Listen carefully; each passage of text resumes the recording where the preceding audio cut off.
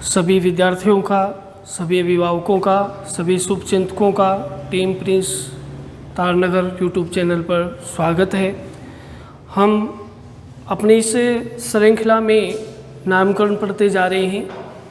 कार्बनिक रसायन में, ऑर्गेनिक केमिस्ट्री में नामकरण का बड़ा ही महत्व होता है और कक्षा 12 के आज इस पॉइंट को हम ले रहे हैं हैलोजन व्युत्पन्न का नामकरण, जो कक्षा 12 के 10वें चैप्टर से संबंधित है।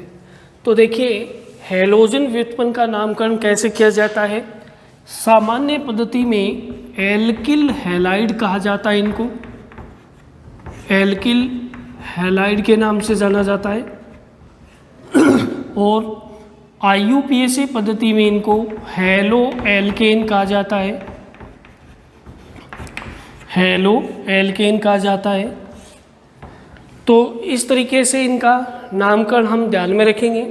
और अगर इनके सामान्य सूत्र की बात करें इस श्रेणी के लिए, तो इनका सामान्य सूत्र जो है वो होता है CnH2n+1x। ये इसका सामान्य सूत्र बन जाता है। तो इस प्रकार से अगर हम बात करें कि इनका किस प्रकार से इनका जो ये एग्जाम्पल लिखे हैं, इनका हम सामान्य नाम और IUPAC नाम हम लिखें, तो इनके लिए हमें ध्यान में रखें कि एक तो सामान्य नाम लिखेंगे हम इनका और एक हम IUPAC नाम लिखेंगे। तो सबसे पहले समझते हैं सामान्य नामकरण कैसे होता है। तो देखिए, यहाँ पर ये एक कार्बन की श्रृंखला, यानी ये एल्केन था शुरू में CH4, इससे एक हाइड्रोजन हटा करके Cl जोड़ दिया गया। अब देखो, जैसे ही एक कार्बन एक हाइड्रोजन हटा करके इस एक कार्बन से Cl जोड़ा तो ये एक हैलोजन व्युत्पन्न बन गया और इसमें एक हैलोजन दिखाई दे रहा है, तो ये मोनो हैलो एल्केन कहलाता है। अब इसमें नाम कैसे लिखा जाएगा इसका, देखो, एक तो इसका सामान्य नाम लिखेंगे एल्किल हैलाइड के रूप में। एल्किल हैलाइड के रूप में कैसे, जैसे ये सामान्य नाम अगर इसका लिखा जाएगा तो सामान्य नाम कैसे लिखेंगे, एल्किल, यानी एल्किल में एक कार्बन आ रहा है तो हम लिखेंगे मैथिल, तो ये नाम बना मैथिल। और साथ में जुड़ा हुआ है क्लोरीन, तो लिखा जाएगा इसके लिए क्लोराइड, तो नाम बन गया मैथिल क्लोराइड। इसी प्रकार से ये देखिए, इस श्रृंखला का या इस यौगिक का सामान्य नाम कैसे बनेगा। इसका सामान्य नाम लिखने के लिए देखो, 2 कार्बन की श्रृंखला है। अब 2 कार्बन की श्रृंखला या 2 कार्बन का जो एल्केन है, उससे अगर एक कार्बन एक हाइड्रोजन हटा करके उसका एक मूलक बनाया जाता है तो उसको बोलते हैं एथिल। तो ये इस कार्बन श्रृंखला के मूलक का नाम हो गया एथिल। और आगे लिखा हुआ है ब्रोमीन, तो इससे बनेगा ब्रोमाइड, तो ये नाम बन गया एथिल ब्रोमाइड। इसी प्रकार से ये जो श्रृंखला, ये यौगिक जो हम देख रहे हैं, इस यौगिक में 2 कार्बन हैं और 2 हैलोजन एक ही कार्बन पे जुड़े हुए हैं। जब एक ही कार्बन पर 2 हैलोजन आ जाते हैं तो उसको हम जेम डाई हैलाइड कहते हैं। ये जेमिनल स्थिति बन जाती है। तो अब देखो, इसका सामान्य नाम जो है वो कैसे लिखा जाएगा। सामान्य नाम में हम लिखेंगे एथिलीडीन, एथिलीडीन क्लोराइड, तो इसका सामान्य नाम बनेगा एथिलीडीन क्लोराइड। अब ऐसे ही देखो, अगले यौगिक में 2 हैलोजन हैं लेकिन दोनों एक ही कार्बन पर नहीं है, 2 पड़ोसी कार्बन पर हैं, तो इसको हम कहते हैं विस डाई हैलाइड। ये विसिनल स्थितियाँ हैं यहाँ पर। हालांकि एक और स्थिति भी हो सकती है डाई हैलाइड की, जिसमें श्रृंखला के पहले और लास्ट कार्बन पर हैलोजन हो, तो उसको हम अल्फा ओमेगा डाई हैलाइड कहते हैं। तो यहाँ देखिएगा कि यहाँ ये 2 कार्बन की श्रृंखला है और इसमें पहले और दूसरे, यानी पास पास के 2 कार्बन पर 2 हैलोजन, एक हैलोजन जुड़े हैं। तो इसका सामान्य नाम कैसे लिखा जाएगा, इसका सामान्य नाम लिखा जाएगा एथिलीन क्लोराइड, एथिलीन क्लोराइड, ये इसका सामान्य नाम बनेगा। ऐसे ही अगले यौगिक में देखो, यहाँ पर 3 हैलोजन दिख रहे हैं, 3 क्लोरीन हमें दिख रहे हैं। तो ये एक तरह से ट्राई हेलोजन व्युत्पन्न हो जाता है, इसका ट्राई हेलो एल्केन हो जाता है। अब इस यौगिक का जो सामान्य नाम है वो है क्लोरोफोरम, तो ये यहाँ पर क्लोरोफोरम जो है वो इसका सामान्य नाम है, ये इसका सामान्य नाम रहेगा। जैसे एक ही कार्बन से, यानी जैसे मेथेन था शुरू में CH4, और उससे 3 हाइड्रोजन हटा करके 3 क्लोरीन जोड़ दिए, 3 हैलोजन जोड़ दिए, तो ये हैलोफोरम की अवस्था बन जाती है। अगर क्लोरीन है तो ये क्लोरोफोरम हो जाएगा, और यदि ये आयोडीन है तो इसका सामान्य नाम आयोडोफोरम हो जाएगा। तो ये आयोडोफोरम इसका सामान्य नाम बन जाएगा, ये आयोडोफोरम। ऐसे ही ये यौगिक है, इस यौगिक का सामान्य नाम होता है एलिल ब्रोमाइड, एलिल ब्रोमाइड। और इसी तरह से यहाँ ये लास्ट यौगिक हम देख रहे हैं, इस यौगिक का सामान्य नाम है बेंजिल क्लोराइड। तो इस यौगिक का सामान्य नाम है बेंजिल क्लोराइड।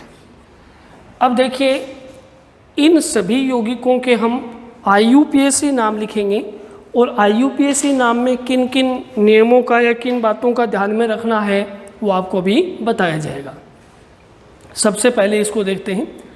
देखो, IUPAC नाम इसका कैसे लिखा जाएगा? IUPAC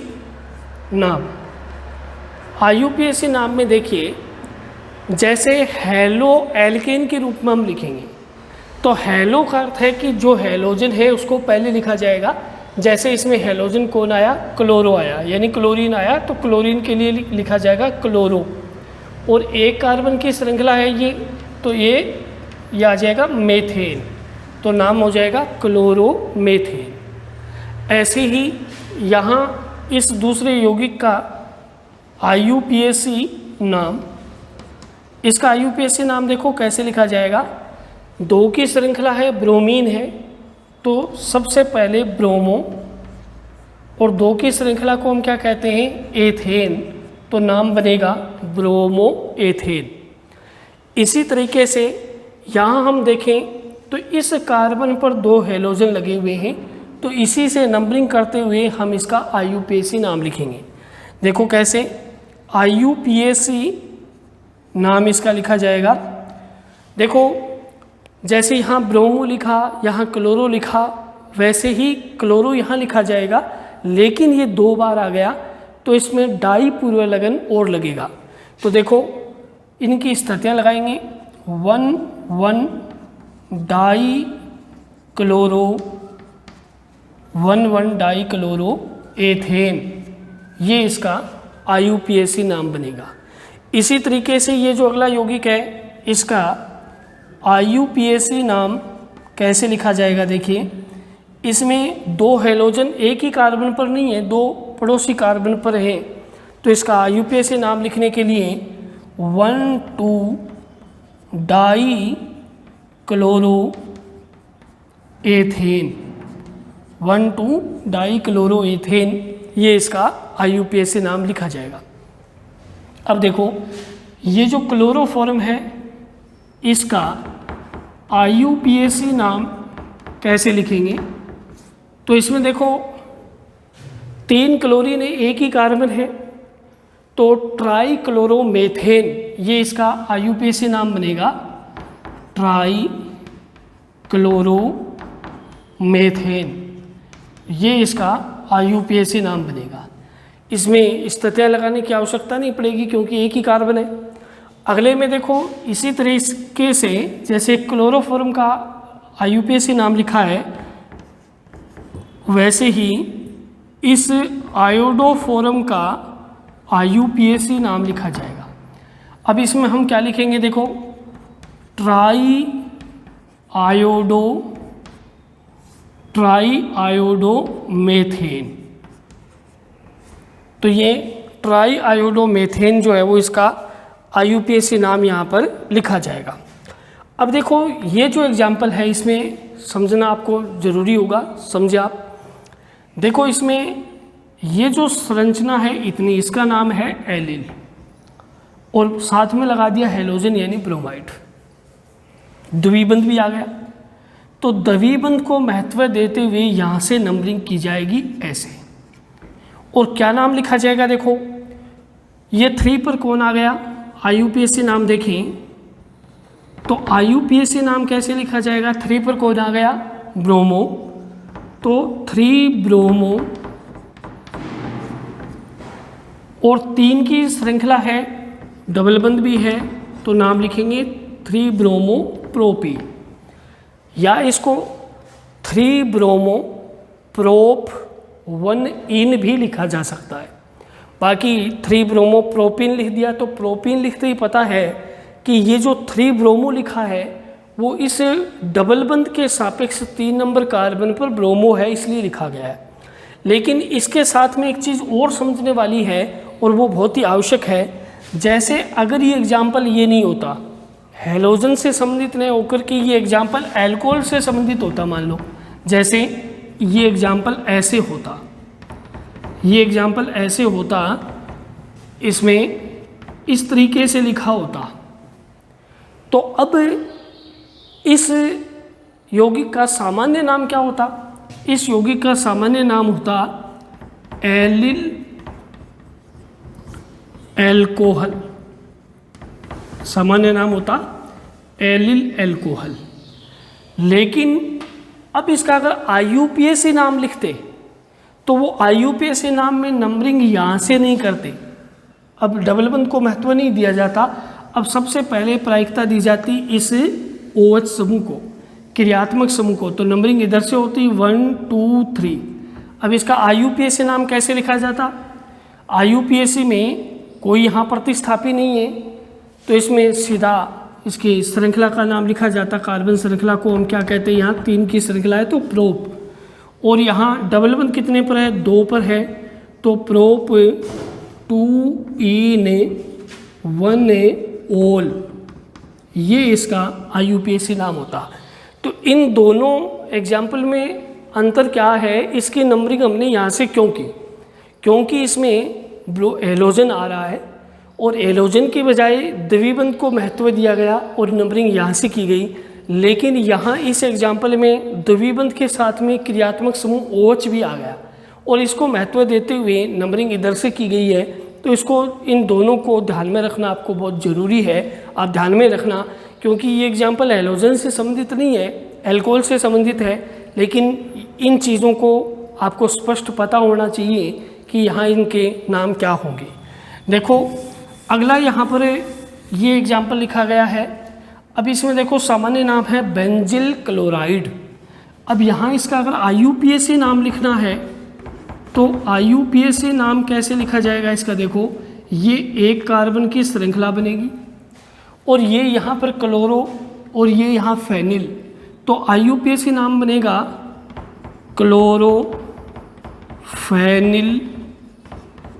अब ये तो हो गए इनके प्रतिस्थापियों के नाम, और उसके साथ ही यहाँ पर 1 कार्बन की श्रृंखला को हम क्या कहेंगे, मेथेन, तो इसका नाम बनेगा जैसे ये नाम लिखा गया है क्लोरोफेनिल मेथेन, ये इसका IUPAC नाम बनेगा।